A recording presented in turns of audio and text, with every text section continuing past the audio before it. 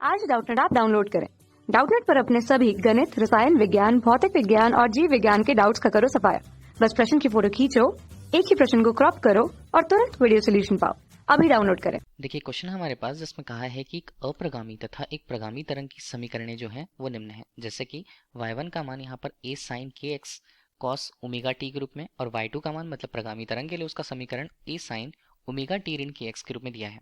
अब दो तरंगों के लिए दो बिंदुओं x1 बराबर पाई बटे 3 के और x2 बराबर 3 पाई बटे 2 के पर कालांतर का मान क्रमशः φ1 और φ2 दिए हुए हैं। तो φ1 और φ2 का अनुपात हमें निकालना है। तो कितना आ रहा है वो 1/5/6, 3/4 या 6/7 के रूप में कौन सा मान यहाँ पर φ1 और φ2 के अनुपात के मानों को निकालता है वो हमें निकालना है। देख लेते हैं कि कौन कौन सी तरंगें हमें दी हुई हैं। सबसे पहले दिया हुआ है अप्रगामी तरंग। तो अप्रगामी तरंग के लिए केवल अप्रगामी हमने लिखा, समीकरण को लिखा y1 बनता है यहाँ पर a, फिर क्या बना साइन के एक्स और कॉस ओमेगा टी के रूप में। ये मान हमारे पास बन गया, फिलहाल हमने दे दिया समीकरण 1 के रूप में।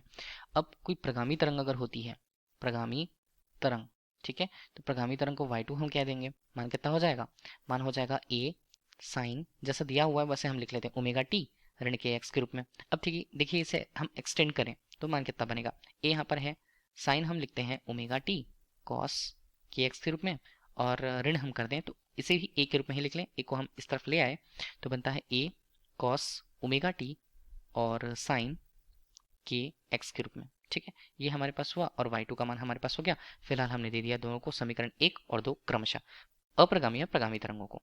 अब इन दोनों तरंगों के लिए बोला गया है कि दो बिंदुएं हमारे पास हैं। जैसे x1 हमने ले रखा तो मान हमारे पास है पाई बटे 3 के रूप में, और दूसरा ले रखा तो हमारे पास बनता है x2। x2 का मान कितना, x2 का मान है 3 पाई बटे 2 के रूप में। तो हम कुछ टर्म समझते हैं। अगर हम यहाँ पर साइन x1 ले लें, ठीक है, या हम ले लें यहाँ पर साइन x2 का मान, ठीक है, तो इन दोनों में पाई बटे 3 के और 3 पाई बटे 2 के रूप में देखें तो के मान पर यह निर्भर करता है कि साइन x1 का मान और साइन x2 का मान कितना कितना। हम या तो कह सकते हैं कि साइन x1 या तो शून्य होगा, ठीक है, नहीं तो हम ये बोल सकते हैं कि साइन x2 या तो शून्य होगा। के मान पर यह निर्भर करेगा। उसके आधार पर हम बिंदुओं की बात करें तो x1 ना तो x1 और ना ही x2, दोनों बिंदुओं में से कोई भी, ना ही x1 की हम बात कर रहे हैं ना ही x2, दोनों के दोनों निष्पन्न की स्थिति पर नहीं होंगे, निष्पन्न पर नहीं होंगे। निष्पन्न पर नहीं होते हैं तो वो स्थिति शून्य के बराबर तो नहीं होती है, ठीक है। इन दोनों बिंदुओं के बीच की दूरी की बात करें तो उसे हम पथांतर कहते हैं। डेल एक्स के रूप में लिखेंगे तो मान हमारे x2 ऋण x1 के रूप में, तो x2 ऋण x1 हम लिखें तो हमारे पास मान आता है डेल एक्स के रूप में और ये बनता है 3 पाई बटे 2 के, और ऋण हम करें तो पाई बटे 3 के रूप में। तो इस तरह अगर हमने हल किया तो डेल एक्स का मान हमारे पास कितना बनता है 7 पाई बटे 6 के रूप में। 6 के तो नीचे आ गया था, 3 यहाँ पर और 2 यहाँ पर अगर हमने करा तो ये हमारे पास 7 पाई बटे 6 के रूप में डेल एक्स का मान मतलब पथांतर का मान तो मिल गया। अब अगर तरंगों में हम बात करते हैं उसके तरंग दैर्ध्य की, ठीक है, तो तरंग के लिए जो तरंग दैर्ध्य का मान होगा इस आधार पर, मतलब के को हम क्या बोल सकते हैं, के का मान हमारे लिए तरंग संचरण संख्या होती है। तो यहाँ पर मान बनता है 2 पाई बटे के का, किसके बराबर, लैम्डा तरंग दैर्ध्य के बराबर। के मान तो क्या बनेंगे, डेल एक्स का मान जो पथांतर के मान को प्रदर्शित करता है वो मान 2 पाई बटे के मान का क्या हो गया, उस मान से जो 7 पाई बटे 6 के का मान होगा वो कम होगा, तो हम इसे डेल एक्स के रूप में लें। लेकिन ये जो मान है वो पाई बटे के मान से क्या होगा, ज्यादा होगा। इतना सिचुएशन हमें पता चल गया। अब इस आधार पर ही हम तरंग दैर्ध्य की बात कर लें। पाई बटे के को हमने तरंग दैर्ध्य मान रखा था, तो लैम्डा के रूप में देखें तो लैम्डा के रूप में इसका मान डेल एक्स के मान से क्या होगा, लैम्डा के मान से कम होगा लेकिन लैम्डा बाई 2 के मान से ज्यादा होगा।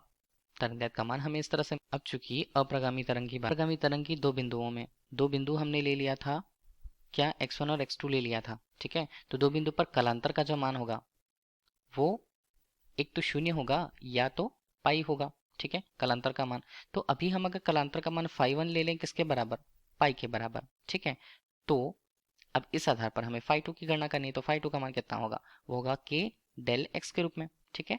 तो डेल एक्स हमें क्या बता रहा था, डेल एक्स हमें पथांतर के मान को बता रहा था। तो φ2 का मान हम देखें तो ये हमारे पास बनता है के, और ये मान कितना आया था, डेल एक्स हमारे पास आया था 7 पाई बटे 6 के रूप में, 7 पाई बटे 6 के रूप में, तो ये कट गया हमारे पास। तो φ2 का मान कितना आया, φ2 का मान आया 7 पाई बटे 6 के रूप में।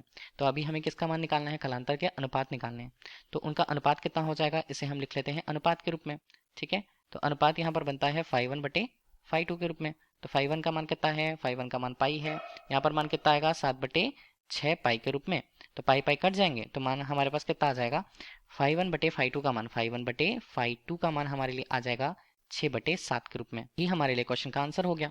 ठीक है, इसे ही हम देख लें कौन से ऑप्शन पे मिल रहा है ये हमें मिल रहा है 6/7 विकल्प डी पर। तो विकल्प डी क्वेश्चन का सही आंसर है। Thank you. कक्षा 6 से 12वीं से लेकर नीट, IIT, JEE वो एडवांस के लेवल तक 1 करोड़ से ज्यादा छात्रों का भरोसा। आज ही डाउनलोड करें डाउटनेट ऐप या व्हाट्सएप करें अपने सारे डाउट्स 8400 400 400 पर।